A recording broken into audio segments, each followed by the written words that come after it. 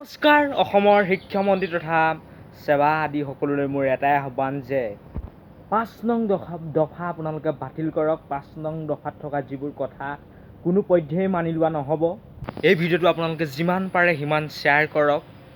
৫ নং দফাত এটা কথা কোৱা হৈছে যে স্পেচিয়েল যি HLC এক্সামৰ কথা কোৱা হৈছে আৰু সেইটো ছেপ্টেম্বৰ আৰু অক্টোবৰ মাহত যি হোৱাৰ কথা হৈছে আৰু সেইটো কোনোপধ্যেই মানি লোৱা নহ'ব। লগতে তেওঁলোকে এইটোও কৈছে যে যদি ছেপ্টেম্বৰ অক্টোবৰ মাহত পাতিব নোৱাৰে তেওঁলোকে 2022 চনত হ'লেও পাতিব। মই ইয়াত এটা কথা ক'ম যে 2022 চনত যদি তেওঁলোকে কেনেবাকৈ পৰীক্ষাটো পাতিবলৈ যায়, যিসকল ছাত্ৰ ছাত্ৰীয়ে সেই পৰীক্ষাটো দিবলৈ যাব তেওঁলোকে তেতিয়া 10ৰ কিতাপ পঢ়িব নে 11ৰ কিতাপ পঢ়িব।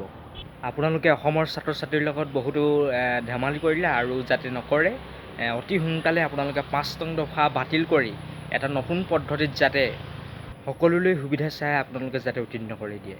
Thank you so' much.